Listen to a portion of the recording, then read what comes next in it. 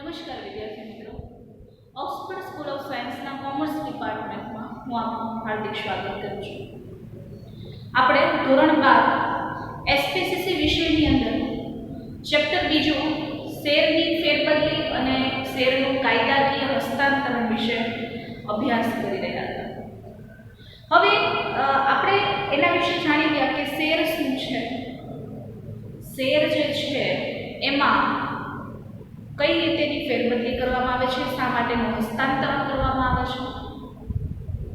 શેરની ફેરબદલીની વાત કરવામાં આવે તો શેરધારક પોતાનો માલિકી હક બીજાના નામે જ્યારે જતો કરે ત્યારે એને ફેરબદલી કહેવાય છે. અને જોઈન્ટ સ્ટોક કંપનીનું એક મુખ્ય લક્ષણ હોય તો એ જ છે કે શેરની મુક્ત ફેરબદલી કરવી. એકાંકી વેપારી પેઢી અને ભાગીદારી પેઢીના ક્યાંક ને ક્યાંક મર્યાદાઓને કારણે જોઈન્ટ સ્ટોક કંપનીની શરૂઆત કરવામાં આવી હતી. હવે આ દરમિયાન જો આપણે વાત કરીએ તો જોઈન્ટ સ્ટોક કંપનીના લીધે એવું કહી શકાય કે શેર બજાર છે એ ક્યાંક ને ક્યાંક મૂડી બજારનો ભાગ છે. ત્યારબાદ જો વાત કરવામાં આવે તો શેરનું જે કાંઈ ફેરબદલી કે જે કંઈ થાય છે એમાં ક્યાંક ને ક્યાંક સરકારને આવક થાય છે, કારણ કે શેર બજાર ઉપર અથવા શેરની ફેરબદલી કરવા ઉપર કરવેરા નાખવામાં આવે છે. અને જેટલી વધારે શેરની ફેરબદલી થાય એટલા જ ક્યાંક ને ક્યાંક સરકારને આવક થતી જોવા મળે છે. એટલે આપણે એવું કહી શકીએ કે શેર બજાર છે એ અર્થતંત્રની પારાશીશી છે. આપણે શેરના બે ભાગ અથવા બે પ્રકાર વિશે જોઈ રહ્યા છીએ, જેમાં પહેલા શેરનો ભાગ છે મૂર્ત પ્રકારના શેર અને બીજો છે અમૂર્ત શેર. મૂર્ત પ્રકારના શેર જે છે જેને આપણે ફિઝિકલ શેર કહીએ છીએ કે આ શેરને તમે પ્રમાણપત્રના સ્વરૂપમાં એને ટૂંકમાં તમે એને સ્પર્શ કરી શકો છો.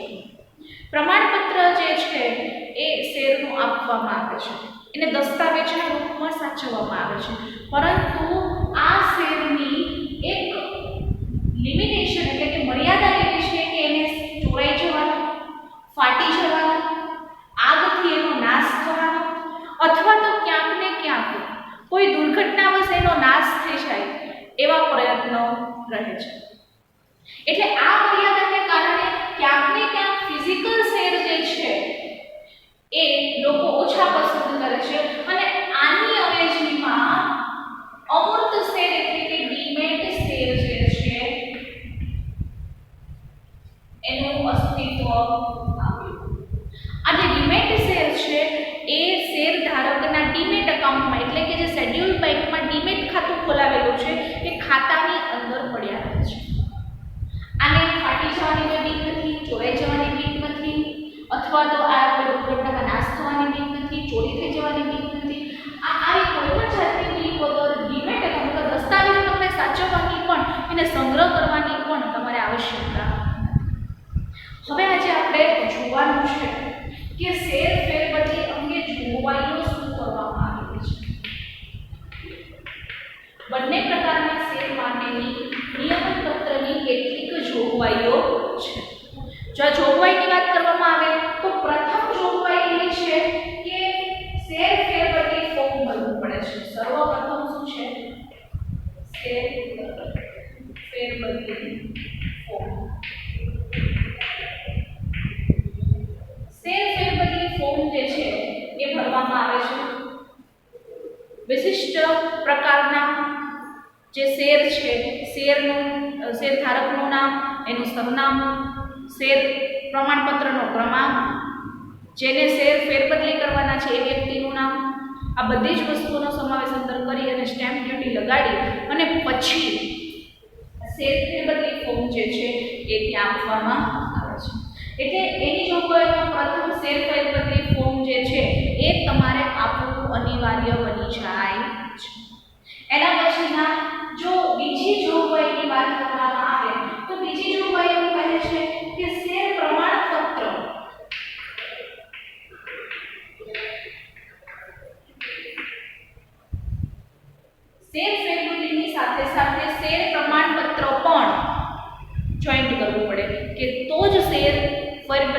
કરવાની મંજૂરી જે છે રજિસ્ટ્રાર આપે છે.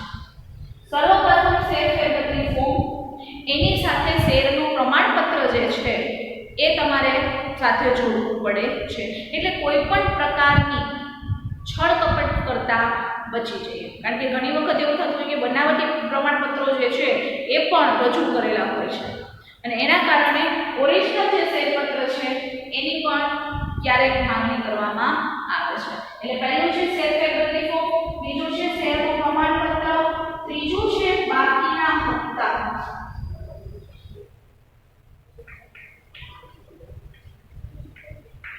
હવે શેર પ્રમાણપત્ર અને શેર મંજૂરી પત્ર બંને એક સાથે તમે એટેચ કરો છો એટલે સાથે સાથે બાકીના હપ્તા જો હોય તો એ હપ્તાની ચૂકવણી માટે પણ ક્યાંક ને ક્યાંક કહેવામાં આવે છે. જો અહીંયા કોઈ હપ્તા શેરના બાકી હોય તો એ ચૂકવી દેવા માટે જણાવવામાં આવે છે અને ત્યાર પછી શેર ફેરબદલી માટેની મંજૂરી છે એ મળે છે. ત્યાં સુધી મંજૂરી મળતી નથી. એટલે જો બાકીના હપ્તા હોય તો એને નિયત સમયની અંદર ચૂકવણી કરવાની હોય છે અને આ ચૂકવણી થયા પછી ક્યાંક ને ક્યાંક જે શેર ફેરબદલી છે એની મંજૂરી કરવામાં આવે છે.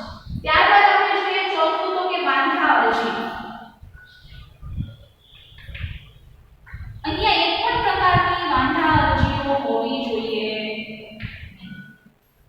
અહીંયા કોઈ પણ પ્રકારની વાંધા અરજીઓ જો હોય તો એનો નિકાલ કરવો અને ત્યાર પછી શેર ફેરબદલી માટે પ્રયત્નો કરવા એવું જણાવવામાં આવે છે. એટલે અહીંયા આ સ્ટેજ ઉપર જ્યારે તમે શેર ફેરબદલી કરવાના હોય ત્યારે તમારા શેર ઉપર એક પણ પ્રકારની વાંધા અરજીઓ કે કોઈ દેવું છે એવું હોવું જોઈએ. હવે આપણે વાત કરવાના છીએ કે શેર ફેરબદલીના 4 તબક્કા આપણે જોયા. હવે આના પછી સંતોષકારક પુરાવા જે છે એ આપવા જોઈએ.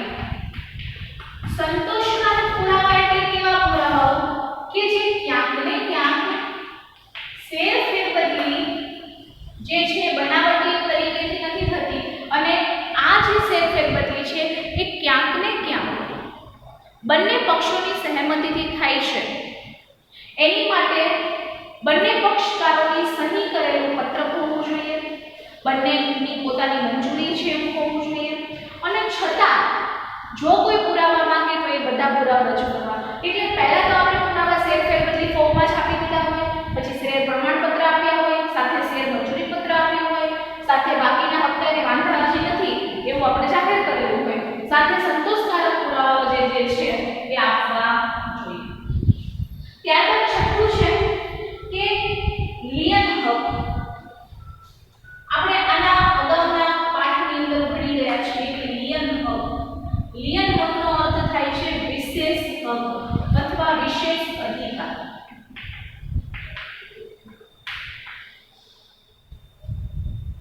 લિયન હક એટલે એવો હક, ફરીવાર આપણે યાદ કરી લઈએ કે જ્યારે કોઈ વ્યક્તિ પોતાનું દેવું ચૂકવવામાં અસમર્થ થાય ત્યારે જે રકમ અથવા તો જે રકમ એને લીધેલી છે એની ઉપર એને કોઈ વસ્તુને ગીરો મૂકી હોય, એ ગીરો મૂકેલી વસ્તુને વેચવાનો હક છે અને એમાંથી પોતાનું લેણું છે એ લેવાનો એને હક છે, એને આપણે વિશેષ હક કહીએ છીએ. એ વસ્તુને જપ્ત કરવાનો, એને વેચાણનો અથવા તો એને ગીરો મૂકવાનો જે વ્યક્તિને અધિકાર હોય એને લિયન હક કહેવામાં આવે છે. તો કે આ લિયન જે છે એ લિયન હક જો હોય તો દેવાદાર માટે એ વસ્તુઓને તમારે અહીંયા રજૂ કરવી પડે છે. એ કોઈ પણ પ્રકારનો લિયન હક નથી ને અથવા આ વસ્તુને કોઈ ગીરવે નથી મૂકીને એ બધાના પ્રમાણપત્રો, ટૂંકમાં શેર જ્યારે આપણે બીજા નામે કરીએ એટલે ટાઇટલ ક્લિયર હોવું જોઈએ સાદી ભાષામાં. બરાબર છે. ત્યાર પછીનો મુદ્દો આપણે જોવાનો છે સ્ટેમ્પ ડ્યુટી. આપણે સ્ટેમ્પ ડ્યુટી શબ્દ ક્યારે સાંભળ્યો હોય કે જ્યારે આપણે આપણી મિલકતો જે છે એને ક્યારે આપણે બીજાના નામે કરતા હોય ત્યારે સ્ટેમ્પ ડ્યુટીનો ઉપયોગ કરવામાં. જ્યારે મકાન જમીનની લે વેચ થતી હોય ને ત્યારે મોટા ભાગે આ શબ્દ જે છે એ આપણે સાંભળીએ છીએ. એટલે આ સ્ટેમ્પ ડ્યુટી છે એ એક પ્રકારની જ્યારે આપણે કોઈ ખરીદ કે લે વેચ કરીએ છીએ ત્યારે એની ઉપર લાગતો એક કર જેને આપણે સ્ટેમ્પ ડ્યુટી કહીએ છીએ. તો આ સ્ટેમ્પ ડ્યુટી જે છે એ જ્યારે આપણે શેરનું વેચાણ બીજાને કરીએ અથવા શેરનો ફેરબદલી કરીએ છીએ એ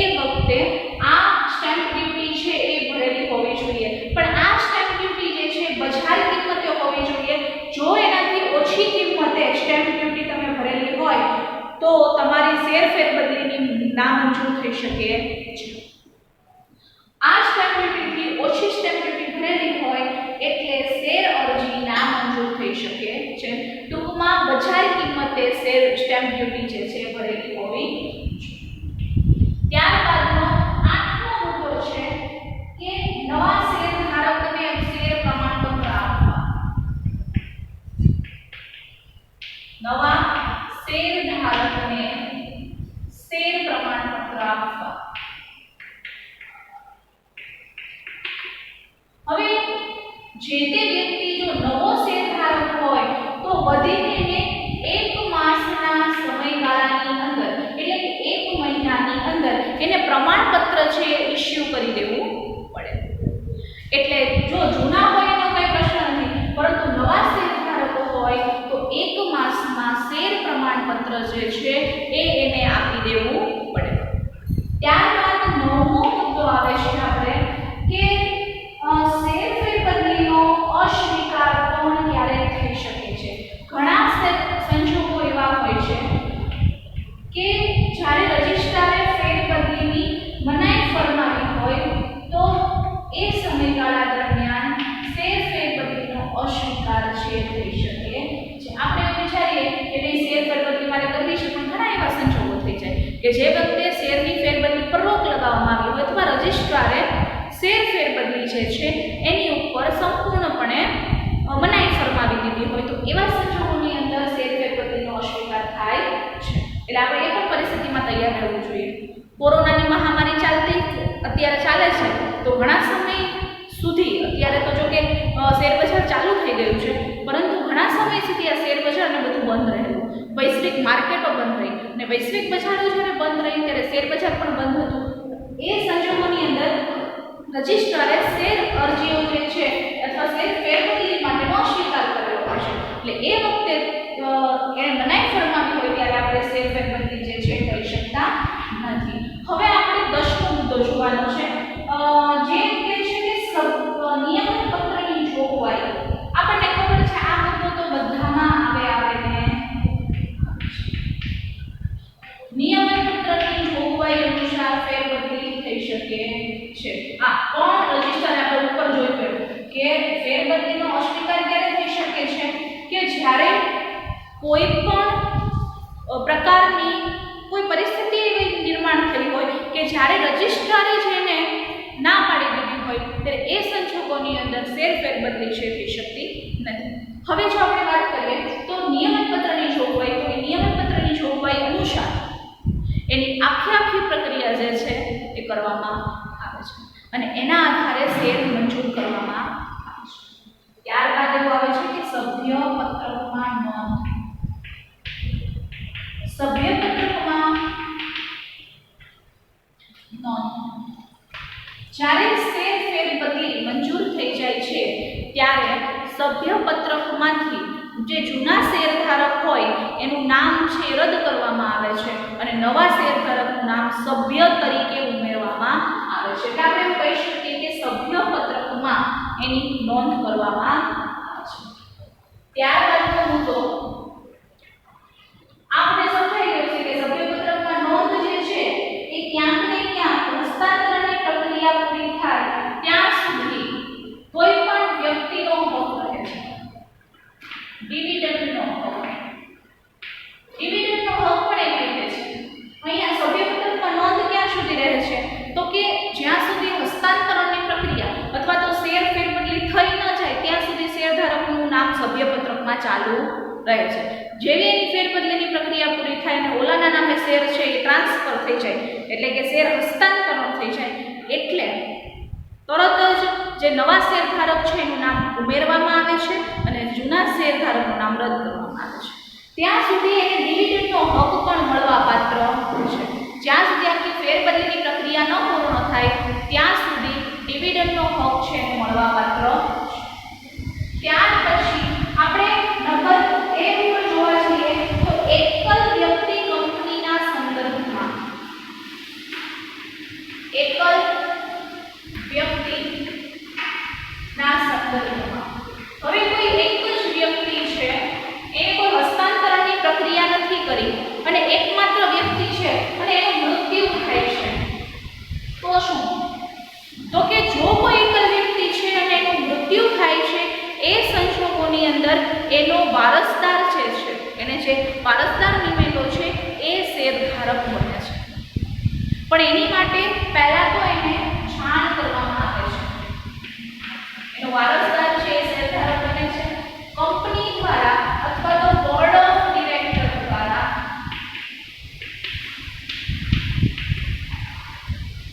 એને જાણ કરવામાં આવે છે અને જે તે વ્યક્તિ છે કાયદાકીય પ્રક્રિયા કરી અને કાયદેસરનો હકદાર બની શકે છે. પછી એને ડિવિડન્ડ પણ મળે અને શેર ધારકમાં સભ્યપત્રકમાં એનું નામ પણ ચડી જાય છે. એકલ વ્યક્તિના સંદર્ભમાં જોઈએ તો એનો વારસદાર જેને નિમેલો છે એ વારસદાર જે છે એ શેરધારક બને છે. ત્યારબાદ બોર્ડ ઓફ ડિરેક્ટર જે છે એના દ્વારા એને જાણ કરવામાં આવે છે. વારસદાર જે છે એ કોઈ વ્યક્તિ મૃત્યુ પામે છે તો એના સંજોગોમાં એનો સીધો શેરધારક એટલે કે એનો માલિક બની જાય છે. અને જો એ વ્યક્તિ વારસદાર નિમવા ઈચ્છો હોય તો એની લેખિતમાં મંજૂરી લેવી પડે. તો એની લેખિત મંજૂરી જે છે આપણે લઈ લેવી પડે છે. આ છે આપણી શેરફેર બદલીની જોગવાઈઓ. આ શેરફેર બદલીની જોગવાઈમાં આપણે જોયું કે મૂર્ત અને અમૂર્ત પ્રકારના બે શેર છે. મૂર્ત શેરની વાત કરવામાં આવે તો ફિઝિકલ શેર, અમૂર્ત શેર એટલે કે ડિમેટ શેર.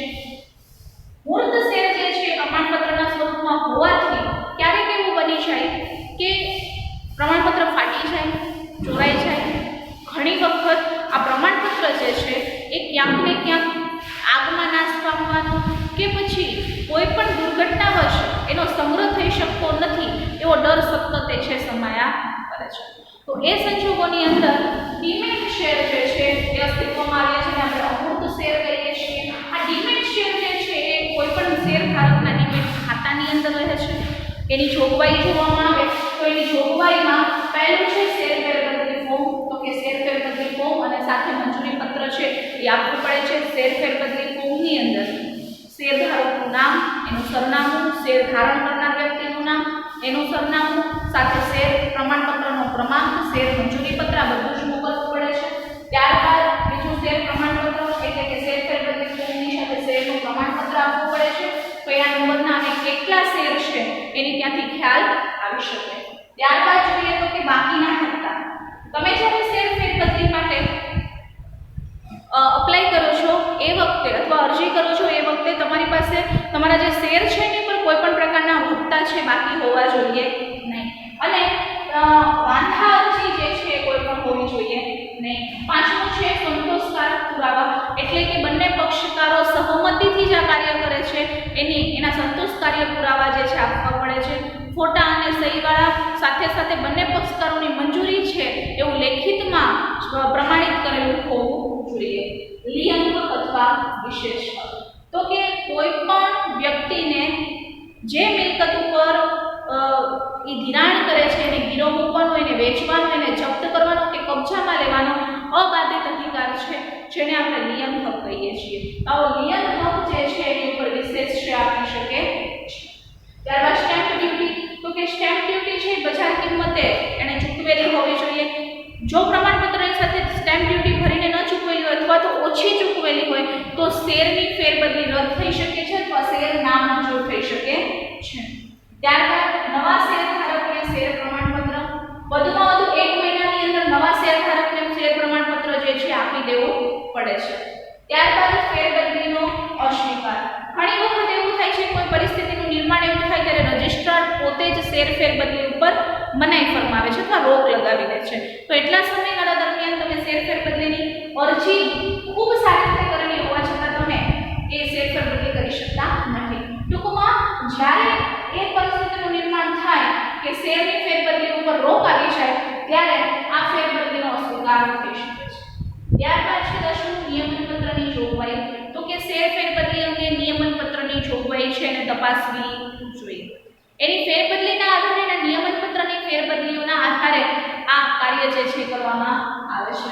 ત્યારબાદ સભ્યપત્રકમાં જ્યાં સુધી ફેરબદલી જે છે ચાલુ રહે છે ત્યાં સુધી ક્યાંક ને ક્યાંક સભ્યપત્રકની અંદર નોંધ જે છે એ સભ્ય તરીકે રહે છે.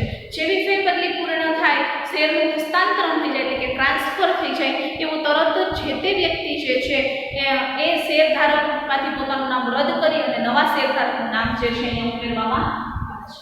હવે આવે છે ડિવિડન્ડનો હક. તો કે જ્યાં સુધી શેરધારક છે એની ફેરબદલી નથી થઈ રહેતી અને નવા શેરધારક આવી નથી જતા ત્યાં સુધી એને ડિવિડન્ડ મેળવવાનો અધિકાર પણ રહેલો છે.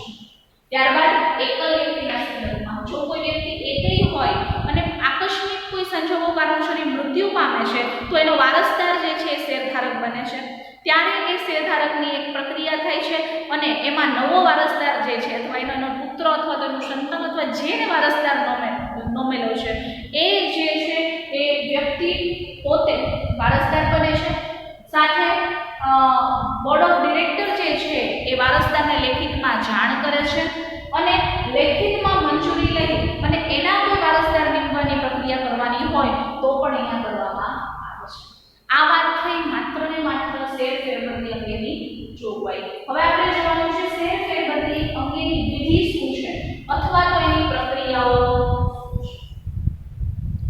આખી પ્રક્રિયા જોવાની છે. આ તો ખાલી જોગવાઈ હતી કે આટલી જોગવાઈઓ કરેલી છે જેનાથી શેર ફેરબદલી જે છે એ આપણે કરી શકીએ છીએ. હવે આપણે જોવાનું છે શેર ફેરબદલીની પ્રક્રિયા કેવી રીતે કરવામાં આવે છે. સૌપ્રથમ કયું કાર્ય છે કે જે કરવામાં આવે છે. શેર ફેરબદલીની વિધિ એટલે પ્રોસેસ, પ્રક્રિયા જેને આપણે કહીએ છીએ.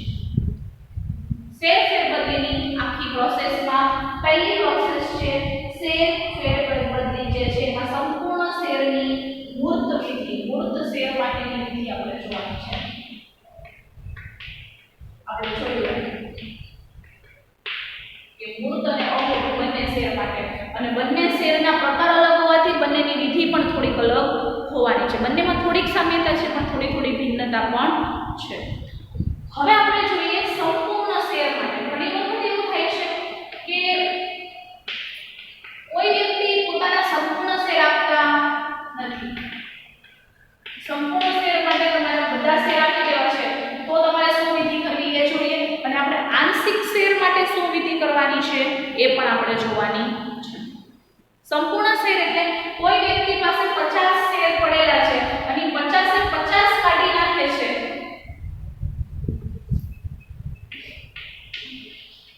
એટલે વ્યક્તિ માલિક રહેતો નથી કોઈ પણ પ્રકારના શેરનો, જેને આપણે સંપૂર્ણ શેર માટેની આ વિધિ કહીએ છીએ. પણ ઘણી વખત એવું થાય કે વ્યક્તિ પાસે 50 શેર છે એમાંથી 10 કાઢી નાખવા છે અને 40 રાખવા છે તો આ 10 માટેની વિધિ જે છે અલગ પડે છે.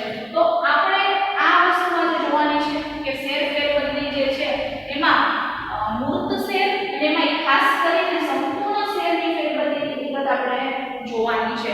એમાં સૌથી પહેલું આવે છે શેર ફેરબદલીનું ફોર્મ નોંધાવવું. જો તમે જોગવાઈ યાદ રાખશો ને એટલે ક્યાંક ને ક્યાંક તમને શેર ફેરબદલી જે છે કઈ રીતે થાય છે અથવા તો એમાં શું જોઈએ યાદ આવી જશે. શેર ફેરબદલી ફોર્મ હંમેશા આપણે કઈ પણ વસ્તુ કરતા હોય તો પહેલું ફોર્મ ભરવું જ પડે. જ્યારે પ્રમાણપત્રોની વાત થતી હોય ત્યારે એ તમે નાના કાર્ય કરવા માટે ગયા હોય ને તો પણ તમારી પાસે ફોર્મ ભરાવી લે. ગવર્મેન્ટના કોઈ પણ કામ માટે જાઓ ત્યારે તમારી પાસે ફોર્મ ભરાવે છે. એટલે તમારે પહેલું એ યાદ રાખવાનું છે જ્યારે સંપૂર્ણ શેર માટે પ્રમાણપત્ર એટલે મૂર્ત શેરની વાત થતી હોય, ફિઝિકલ શેરની વાત થતી હોય એટલે સૌથી પહેલા શેર ફેરબદલી ફોર્મ છે ભરવું પડે. જેમાં એનું નામ, એનું સરનામું, સ્ટેમ્પ ડ્યુટી, કંપનીની સામાન્ય મોહર લગાવેલી હોય, બંનેના ફોટા હોય, બંને પક્ષકારોની સહી હોય, સાથે શેર પ્રમાણપત્ર નો જે ક્રમાંક હોય, શેરધારકનો નંબર હોય એ બધી જ વસ્તુઓ જે છે શેર ફેરબદલી ફોર્મમાં આવી જાય છે. ત્યારબાદ આપણે બીજી વિધિ શું કરવાની છે તો કે શેર ફેરબદલીનું એક ફોર્મ નોંધાવવું અને પછી ફોર્મમાં વિગતો ભરવી.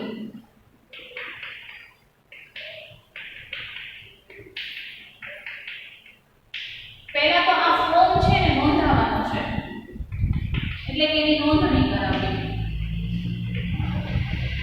અને અહીંયા આવશે ફોર્મમાં વિગતો ભરવી. ત્યારબાદ ફોર્મમાં બધી જે વિગતો મેં હમણાં કીધી એમ કે નામ, સરનામું આ બધી વિગતો માંગેલી હોય છે અહીંયા અને એ વિગતોને અહીંયા ભરવાની હોય છે. નામ, સરનામું, શેરધારક છે તેનો શેર પ્રમાણપત્ર ક્રમાંક, શેરની કિંમત, પછી સાક્ષીની હાજરીમાં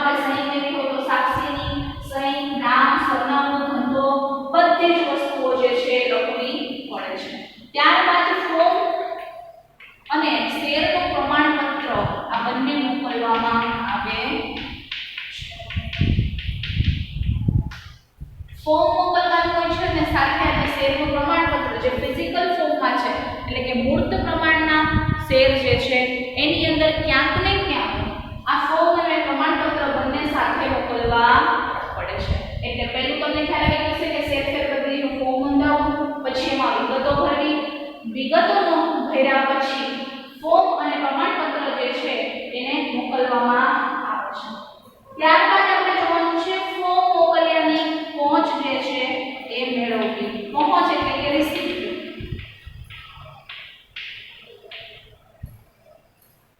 આપણે શું કરવાનું છે તો કે એની રિસીપ્ટ છે એ મેળવવામાં આવે છે. હવે અહીંયા પહેલા આપણે શું કર્યું? ફોર્મ લીધું, ફોર્મ નોંધાવ્યું. ફોર્મ નોંધાવ્યા પછી એમાં વિગતો ભરી, વિગતો ભર્યા પછી ફોર્મ અને પ્રમાણપત્ર મોકલવા. પ્રમાણપત્ર મોકલ્યા પછી આપણે જે સ્ટેમ્પ ડ્યુટી અથવા જે કાંઈ કિંમત ભરી છે એની રિસિપ્ટ મોકલવી, અથવા તો આપણે અહીંયા પ્રમાણપત્ર અને ફોર્મ મોકલ્યા છે એનો કાંઈક પુરાવો રાખવો. ભવિષ્યમાં જ્યારે એવું થાય કોઈ કાયદાકીય પ્રક્રિયા કરવાની થઈ હોય ત્યારે આપણને ખ્યાલ આવે કે પ્રમાણપત્ર છે આપણે વ્યક્તિને મોકલ્યું છે. આ પ્રમાણપત્રનો મિસયુઝ ન થાય એટલા માટે થઈ અને આપણે એની રિસિપ્ટ મોકલવી જરૂરી છે. એટલે ખબર પડે કે જે તે અધિકારી પાસે આપણે આપણા પ્રમાણપત્રો છે એને મોકલેલા છે. હવે વાત આવી પહોંચ મેળવવાની. પહોંચ મેળવ્યા પછી શેર ફેરબદલી અંગે નોટિસ દ્વારા જાણ કરવી. આ આપણે જ્યારે પહેલો પાઠ ભણ્યા ને ત્યારે આપણે જોયું હતું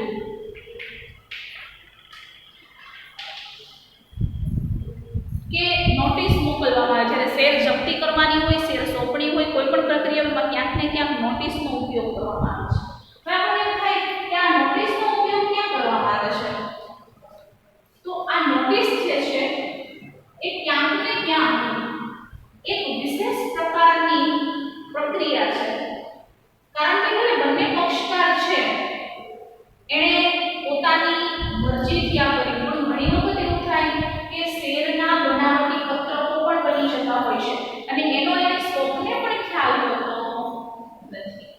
એટલે એ સંજોગોની અંદર નોટિસ જે છે મોકલવામાં આવે છે. બનાવટી પ્રમાણપત્ર હોય તો એને 2 અઠવાડિયાનો સમય આપવામાં આવે છે. આ 2 અઠવાડિયાની અંદર જો કોઈ પક્ષકારને વાંધો હોય તો અરજી કરી શકે છે, શેર ફેરબદલી અટકાવી શકે છે, એની ઉપર ફોજદારી દાવો માંડી શકે છે અને ક્યાંક ને ક્યાંક આ 2 અઠવાડિયાના સમયની અંદર આ જ ફેરબદલી છે એને અટકાવી શકાય છે. એટલે આપણે એવું કહી શકીએ કે નોટિસ મોકલવાથી જે તે પક્ષકારોની અંદર જે બનાવટી ફેરબદલીઓ થાય છે એને આપણે અટકાવી શકીએ છીએ. એટલે નોટિસ આપ્યા પછીનો 2 અઠવાડિયાનો સમય છે બંને પક્ષકારને આપવામાં આવે છે. એ દરમિયાન જો એમને કોઈ વાંધાજનક વસ્તુઓ દેખાય તો એ પોતાની ફેરબદલીને અટકાવી શકે છે.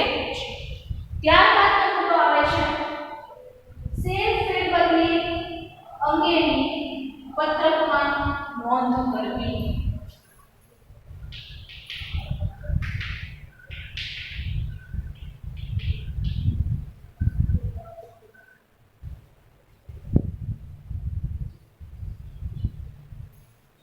જો નોંધ કરેલી જ હોય ફેરબદલીમાં જ્યારે નોટિસ આપવામાં આવે છે એટલે જો કોઈ પક્ષકાર કોઈ પણ પ્રકારની અરજી અથવા વાંધો ઉઠાવતો નથી તો બંને પક્ષકાર શેર ફેરબદલી માટે સંમત છે એવું ધારી લેવામાં આવે છે. બંને પક્ષકાર સહમત હોય તો રજિસ્ટ્રારને કાંઈ વાંધો હોતો નથી. એટલે એ ફેરબદલીની પ્રક્રિયાઓ ચાલુ કરી દે છે. શેર ફેરબદલીની પ્રક્રિયાઓ ચાલુ થાય એટલે સભ્ય પત્રકની અંદર નોંધ થાય છે. જે તે વ્યક્તિ દૂર થાય છે તો એનું નામ રદ કરવામાં આવે છે. જૂના શેરધારકોનું નામ રદ થાય અને નવાનું નામ ઉમેરવામાં આવે. આ શબ્દો યાદ રાખવાના છે કે જૂનો ફેરબદલી ધારો કે A અને B વ્યક્તિ છે, એ પોતાના 50 શેર છે એને આપે છે. આખી પ્રક્રિયા થઈ ગઈ છે. પ્રક્રિયા થઈ ગઈ છે એટલે આનું નામ છે એને દૂર કરવામાં આવે છે, એની જગ્યાએ આ બીનું નામ ઉમેરવામાં આવે છે. એટલે સભ્ય પત્રકમાં નોંધ જૂના શેરધારકનું નામ રદ કરવામાં આવે છે, નવા શેરધારકનું નામ ઉમેરવામાં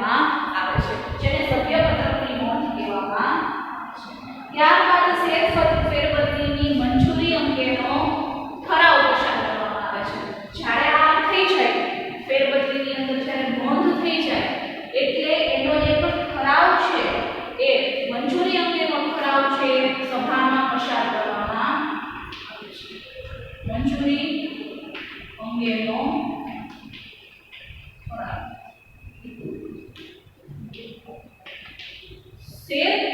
ફેરબદલીનું જ્યારે સભ્યપત્રકમાં નોંધણી થઈ જાય પછી શેર મંજૂરી આપવા માટેના ઠરાવો પસાર થઈ જાય છે. આ ઠરાવની અંદર નિયમન મંડળ જે છે અથવા સભા એક બોલાવવામાં આવે છે. સામાન્ય સભાની અંદર શેર મંજૂરી માટેનો ઠરાવ પસાર કરવામાં આવે છે અને સર્વાનુમતે આ ઠરાવ જો પસાર થાય તો શેર મંજૂરી એટલે કે ફેરબદલીની મંજૂરી છે આપવામાં આવે છે. એટલે ટૂંકમાં તમને એક વસ્તુનો ખ્યાલ આવ્યો છે આટલા આપણે ચેપ્ટર ભણ્યા એની અંદર કે ક્યાંક ને ક્યાંક કોઈ પણ કાર્ય ઠરાવ પસાર કર્યા વગર થતું નથી. એટલે દરેકની અંદર ઠરાવ એવો શબ્દ આવશે જ. એટલે ઠરાવ તો પસાર કરવામાં જ આવે છે. વિના સંમતિ અથવા સર્વાનુમતે નિર્ણય લીધા વગર ક્યારેય કોઈ પણ કાર્ય શક્ય બનતું નથી. ત્યારબાદ મંજૂરીનો ઠરાવ મળ્યા પછી સભ્યપત્રકમાં નોંધ કરવામાં આવે છે. પહેલા ફેરબદલી પત્રકમાં નોંધ કરવામાં આવે છે, પછી સભ્યપત્રકમાં નોંધ કરવામાં આવે છે. ફેરબદલીની અંદર આપણે જોયું કે જૂનાનું નામ રદ થાય, નવાનું નામ ઉમેરાય. એ જ રીતે સભ્યપત્રકની અંદર જૂનો શેરધારક છે એનું નામ રદ થાય, નવાનું નામ છે ઉમેરાય. જૂનો વ્યક્તિ છે એ સભ્ય મટી જાય, નવો વ્યક્તિ છે એ સભ્ય બને. જૂના પાસેથી માલિકી જાય, આની પાસે માલિકી આવે. ટૂંકમાં શેર ગુમાવવાથી માલિકી હક ગુમાવાય છે. સાથે જ શેર જે છે એની ફેરબદલી પૂર્ણ થવાથી એ માલિક મટી જાય છે, કંપનીનો સભ્ય નથી રહેતો. જ્યારે નવો વ્યક્તિ સભ્ય બને છે, માલિકી બને છે, શેર ઉપરના હક આવી જાય છે. એટલે સભ્યપત્રકમાં એની નોંધ કરવામાં આવે છે. નવમી પ્રક્રિયા જો જોવામાં આવે તો સભ્યપત્રકમાં નોંધ કર્યા પછી નવા શેરના પ્રમાણપત્ર છે નવા શેરધારકને મોકલવામાં આવે છે. નવા પ્રમાણપત્ર નવા શેરધારકને મોકલવામાં આવે છે કે જે તે વ્યક્તિ છે એ મટી અને હવે તમે આના માલિક છો, આ શેરની કિંમત છે, આ તારીખથી તમે તમારું નામ અસ્તિત્વમાં આવે. આપણે મકાન વેચીએ ને તો પણ ક્યાંક ને ક્યાંક આ વસ્તુ આખી આ પ્રક્રિયા જે છે ક્યાંક ને ક્યાંક જોવા મળે છે કે એ મકાન જે છે જૂના વ્યક્તિનું મટી જાય છે અને નવા વ્યક્તિના નામે મકાન થઈ જાય. તો એ જ રીતે આપણી મિલકત છે, શેર છે ને આપણી મિલકત છે. આ મિલકતની અંદર ક્યાંક ને ક્યાંક જ્યારે એની ફેરબદલી થઈ જાય છે, પેલો વ્યક્તિ માલિક નથી રહેતો, ત્યારે નવા શેરધારકના નામે એને નવું શેરનું પ્રમાણપત્ર આપવામાં આવે છે. આ પ્રમાણપત્રની અંદર દરેક વિગતો લખેલી હોય છે, દરેક પ્રકારના શેરની કિંમતો લખેલી હોય છે, કઈ તારીખથી અસ્તિત્વમાં આવે છે. આ બધી જ વસ્તુનો સમાવેશ એને કયા કયા હક મળે છે આ બધું જ એને નવા પ્રમાણપત્રની સાથે મળી જાય છે. અને 10મી વિધિ થાય છે છેલ્લે કે નવા શેરધારકને ફેરબદલી પત્રક મોકલ્યા પછી અહીંયા આ જે વાત છે ટૂંકમાં પ્રક્રિયા જે છે પ્રમાણપત્ર નવાની સાથે પૂર્ણ થાય છે અને પછી આંશિક શેર માટેની વિધિઓ ચાલુ થઈ જાય છે. આપણે અહીંયા સુધી જ આજનો ટોપિક છે રાખીએ. ફરી એકવાર કે મૃત શેર માટે સંપૂર્ણ શેર માટેની જ્યારે ફેરબદલીની વિધિ અથવા પ્રક્રિયા જોઈએ તો સૌથી પહેલા શેર ફેરબદલી પત્રક જે છે એમાં નોંધ કરવામાં આવે છે. આ નોંધના અંતે શેર ફેરબદલી ફોર્મમાં વિગતો ભરવામાં આવે છે જેમાં શેરની કિંમત, શેરના પ્રકાર, કેટલા શેર છે, શેર પ્રમાણપત્રના ક્રમાંક સાથે શેરધારકનું નામ, શેરધારકનો વ્યવસાય, એનું સરનામું, એનો ધંધો શું છે, આ બધી જ વસ્તુઓનો સમાવેશ થાય છે. ત્યારબાદ ફોર્મ અને પ્રમાણપત્ર બંને ભેગા મોકલવા. માત્ર એને જ નહીં પરંતુ એના જેટલા દસ્તાવેજો છે, દસ્તાવેજી પુરાવાઓ એને પણ સાથે મોકલવામાં આવે છે. ત્યારબાદ પહોંચ મેળવી જે તે સેક્રેટરી પાસે આપણે જે જમા કરાવ્યું એની પાસેથી આપણા પ્રમાણપત્રો અંગેની પહોંચ મેળવી લેવી જોઈએ. ત્યાર પછી નોટિસ મોકલવી. નોટિસ મોકલવી એટલે કે જ્યારે કોઈ પણ શેરધારક બનાવટી પ્રમાણપત્ર નથી બનાવતો એની નોંધ લેવા માટે અથવા ઘણી વખત એવું થાય છે કે કોઈ ગેરમાન્યતાઓને લીધે અથવા તો ગેરમાર્ગે દ્વારા એને શેર છે ની ફેરબદલી થઈ ગઈ હોય તો એને 2 અઠવાડિયાનો સમય આપવામાં આવે છે. એ સમયની અંદર જો બંને પક્ષકારોને કોઈ પણ પ્રકારનો વાંધો હોય તો શેર ફેરબદલી અટકાવી શકાય છે. એટલે એને નોટિસ આપવામાં આવે છે કે તમારી પાસે 15 દિવસ છે, હજુ તમને કોઈ વાંધો હોય તો તમે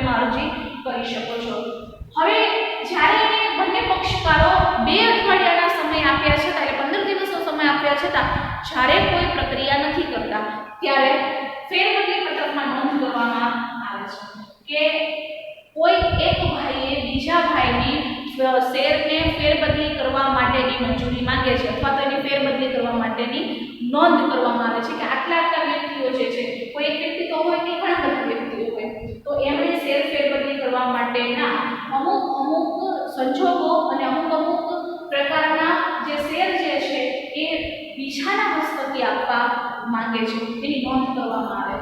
આ નોંધ થઈ જાય એટલે એક સભા મંડળ યોજવામાં આવે છે. નિયમન પત્રના આધારે એ મીટિંગ થાય છે, એટલે કે સભા બોલાવાય છે. એ સભાની અંદર સેક્રેટરી દ્વારા મંજૂરી અંગેનો ઠરાવ છે પસાર કરવામાં આવે છે. આ ઠરાવ પસાર થઈ જાય એટલે સભ્ય પત્રકની નોંધ કરવામાં આવે છે. એટલે જૂના વ્યક્તિનું નામ રદ થઈ જાય, નવા વ્યક્તિનું નામ ઉમેરાય. જૂનો વ્યક્તિ છે એ માલિકી હક ગુમાવે, નવો વ્યક્તિ છે એ માલિકી હક મેળવે. ત્યારબાદ જૂનો વ્યક્તિ છે એના હક પૂર્ણ થાય છે જ્યારે નવા શેરધારક છે એનો હક લાગે છે. શેર મંજૂરી થઈ ગઈ, સભ્યપત્રકમાં નોંધ થઈ ગઈ અને છેલ્લે નવું પ્રમાણપત્ર એટલે કે નવો જે શેર છે એનું પ્રમાણપત્ર નવા શેરધારકને ઇસ્યુ કરવામાં આવે છે. એટલે નવો વ્યક્તિ જે છે એ ક્યાંક ને ક્યાંક શેર ધારણ કરે છે અથવા તો એ પોતેનો માલિક બને છે એવી એને ખાતરી થઈ જાય છે. તો વિદ્યાર્થી મિત્રો, હવે આજે આપણે શેરના પ્રકારની સાથે સાથે એ શેર જે છે એની જોગવાઈ કેવી નિયમન પત્રમાં કરેલી છે એના વિશેની માહિતી મેળવી. સાથે આપણે એ પણ માહિતી મેળવી કે શેર ફેરબદલીની વિધિ શું છે, એમાં ખાસ મૂર્ત શેર માટે અને સંપૂર્ણ શેર હોય તો એની માટેની ફેરબદલી શું છે. આના પછીના લેક્ચરમાં આપણે જોવાનું છે કે આંશિક ફેરબદલી કોને કહેવાય. તો હવે આપણે આટલું ભણ્યા છીએ તો સાથે બે ચાર પ્રશ્નો જે છે એનો વિચાર પણ તમારે કરવાનો રહેશે. તમારે એક આ કામ કરવાનું છે કે આ જે ફેરબદલી જે છે એની આપણે વિધિઓ જોઈ, એની પ્રક્રિયાઓ જે જોઈ છે, આ વિધિ અને એની પ્રક્રિયાઓને તમારે એના મુદ્દાઓની નોંધ બનાવવાની છે અને એ મુદ્દાઓને પાકા કરવાના છે. એટલે ક્યાંક ને ક્યાંક બધી વિધિઓ જે છે એ ઇન્ટરકનેક્ટ રહેલી છે અથવા તમને શરત ચૂક ક્યારેય એક પણ વિધિ જે છે તમારે એક પછી સ્ટેપ બાય સ્ટેપ એને યાદ રાખવાની છે. એટલે આ વસ્તુની નોંધ તમારે તમારી નોટબુકમાં કરવાની છે. આના પછીના લેક્ચરની અંદર આપણે મૂર્ત શેર માટે આંશિક શેરની ફેરબદલી કરવી હોય તો એની વિધિ શું છે, એની પ્રક્રિયા શું છે, એની વિગતે માહિતી મેળવીશું. Stay safe, stay at home.